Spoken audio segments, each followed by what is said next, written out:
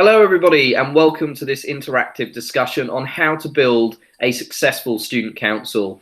In this interactive discussion session, we'll be joined by Ella Riley, alumni of Unlock Student Voice Programs and a young leader, and David Hart, a leading student voice expert, and they'll be discussing how to build a really successful student voice ecosystem. In this session, we'll explore how you represent your peers, how best to organise yourself, and some top tips for leading change. But before we dive in, I'm just going to ask Ella and David to quickly introduce themselves. Over to you. Hi, I'm Ella. I was head girl at my secondary school last academic year, and I headed up their student council for a few years, and I was also vice chair of a student forum in Portsmouth. Hello everyone, I'm David Hart. I was a teacher, a youth worker, and an advisor for local authorities. And student voice has been a passion throughout my career, and I'm very happy to be with you today. Okay, so my first question for David and Ella today is, what do you think a successful student council looks like? David, do you want to go first? Yes, certainly. A successful school student council is a place where young people are genuinely invited into a problem-solving process where the focus of learning for the school becomes a part of what the students are addressing. So they have an opportunity to research issues that they feel would make their school more successful, and that the issues that the students bring up become a part of the development planning of that school, an obvious part, shared with students, shared with parents, shared with local authorities, shared with government. Thanks, David. Ella, what do you think?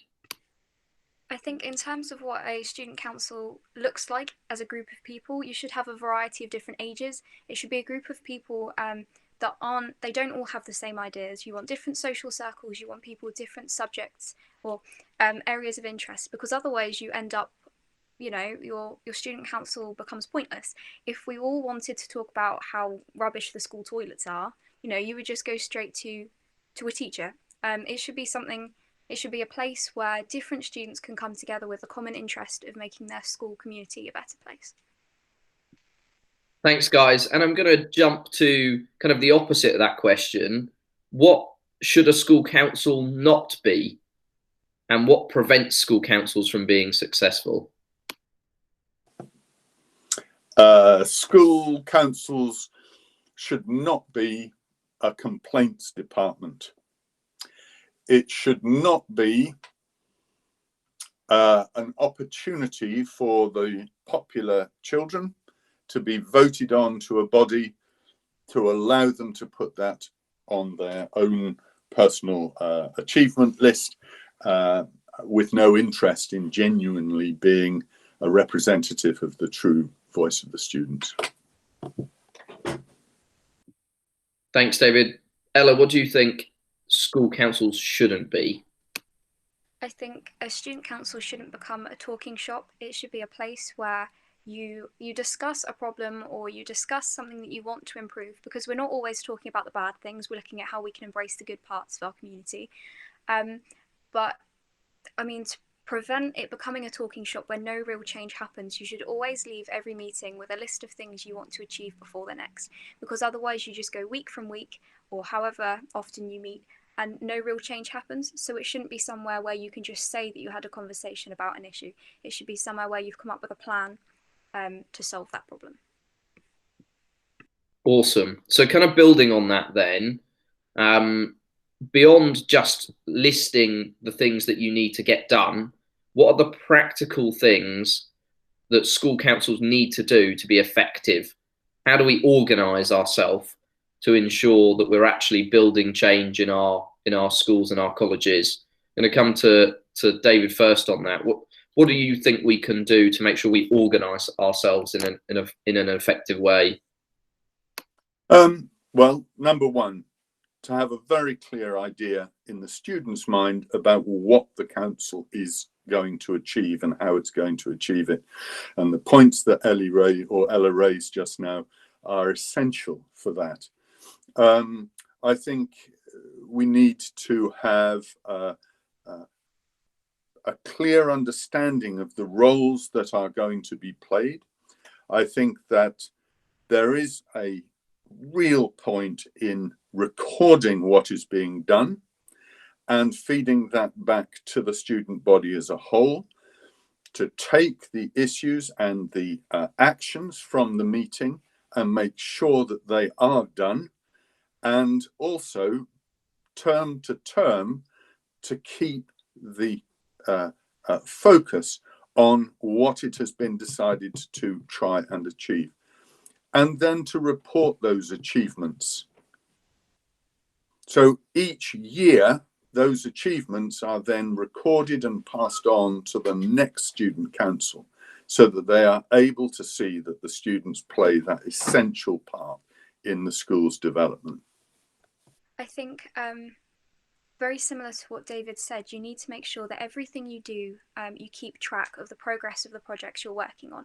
So say you had to pass on a project to the next cohort of student council members, they know exactly what your aims were, and then they can make that relevant to the part of the community that they're in. And with that, I think it's important that you identify the skills of the members of your student council, because everyone has a different leadership style, everyone has a different interest that strikes them in particular.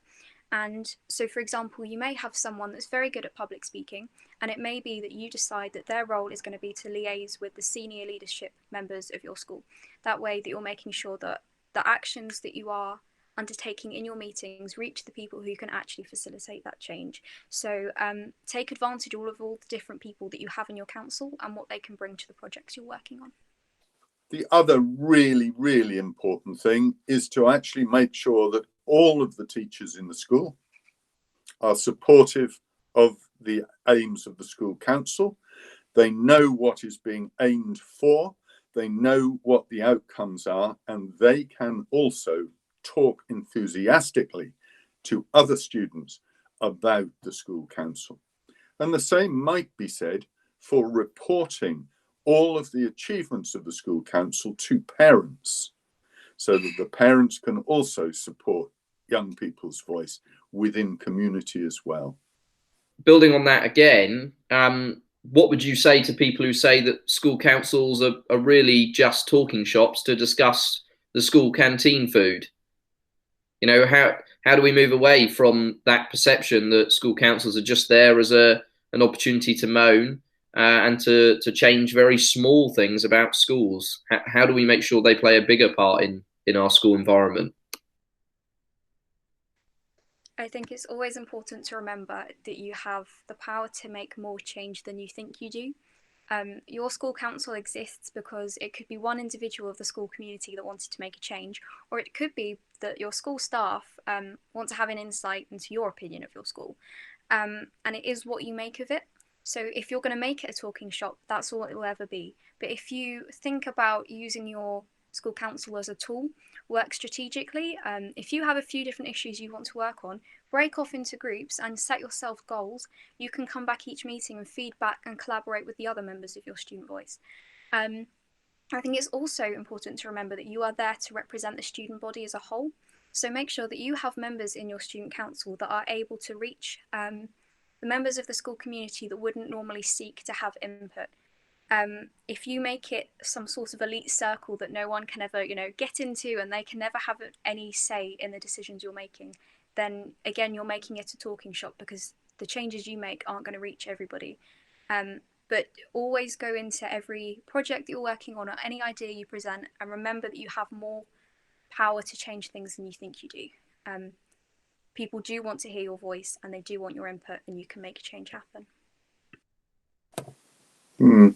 I think avoiding the talking shop is essential.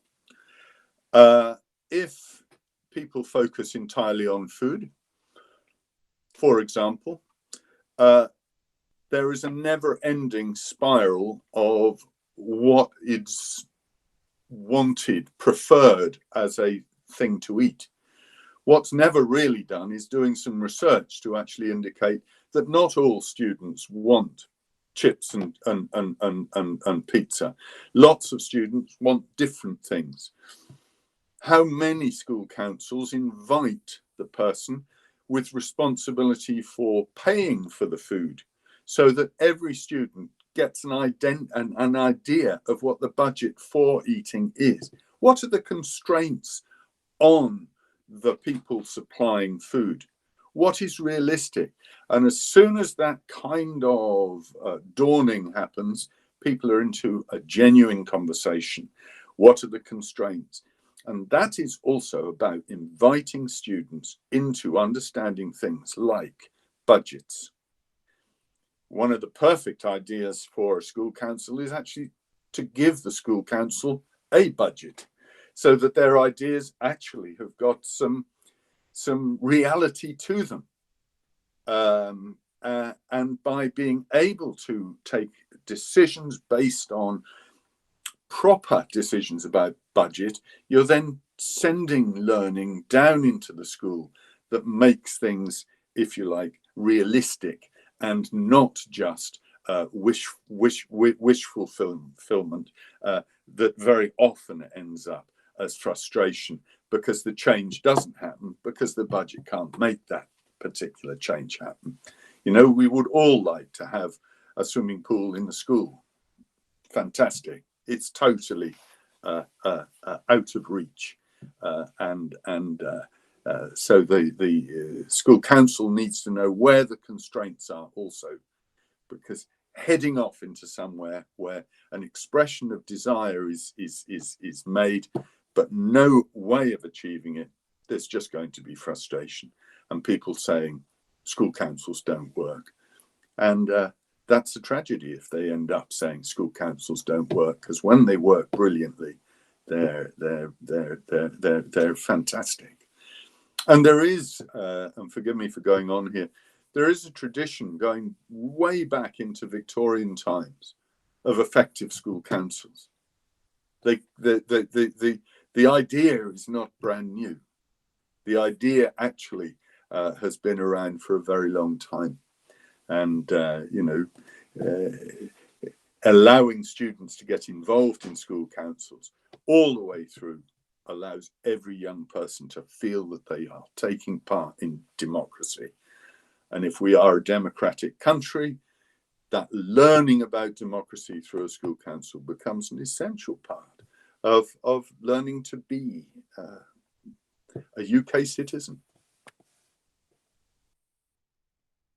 So if people aren't listening, the school councils, sharing their concerns, but people aren't listening at the top of that school and people feel ignored still, what other ways can we hold leaders to account and to engage them in conversation? And David, feel free to jump in as well.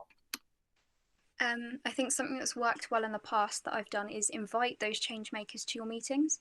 Allow them to sit in on the discussion, and if they've got you need them to give you a reason as to why they're not listening or they're saying no to an idea that you have, because you're allowed to ask why. It's not that they're above you and you can't ask them questions. If they've said no, you need to ask them why, and then work together to find a compromise. You're all human beings. Just because someone is a student and someone is a teacher doesn't mean to say that you can't collaborate together. Quite often there is a really simple compromise that you can come to. It's just that you don't understand the situation that the teacher's in. They don't understand where you're coming from. And I think having those discussions together make it a lot easier. And you then start to form a relationship between students and senior leaders. And then the next thing you know, you might be invited to a governor's meeting to make your point heard. Just build those connections from the beginning, and you have to stick with it. You have to be stubborn, but make sure that you're open to collaborating with those people too. Ella, I couldn't agree more. Couple of things. First, back to that point about having real clarity about what the school council is for.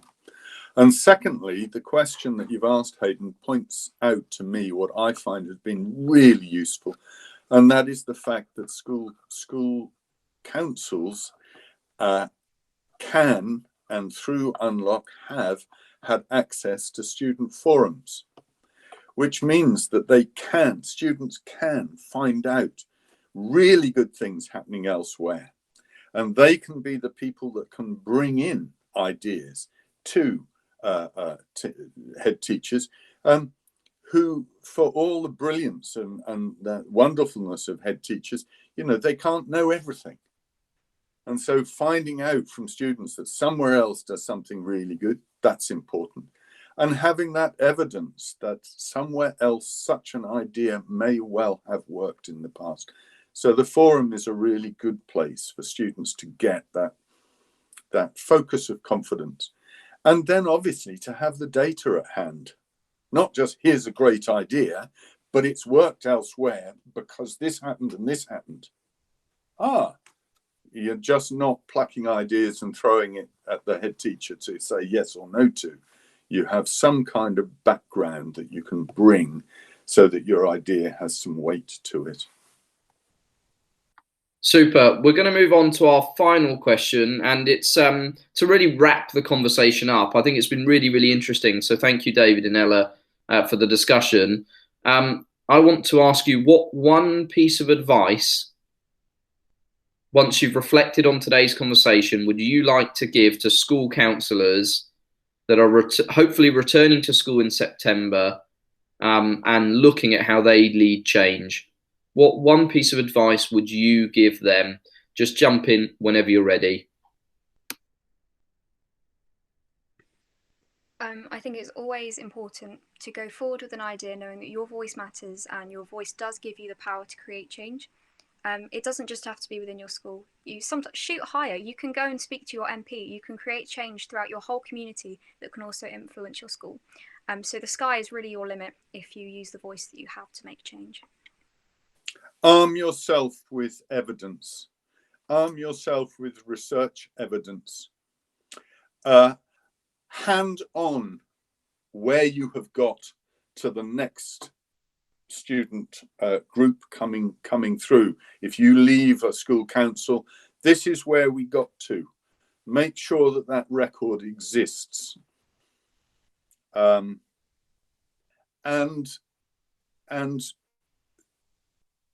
be brave. Be brave. Step forward, say what it is that you wish to say, but stay with ground rules. Be respectful whenever you are exploring an idea with other people, be they students or teachers, or even people within the community. That'll do. Thanks, David, and thanks, Ella, for a really interesting session. We hope you enjoyed it and you found it useful. And from September, hopefully, you'll be able to get your school council running again and put some of these tips into action. Thanks, everyone, for watching, and enjoy the rest of your day.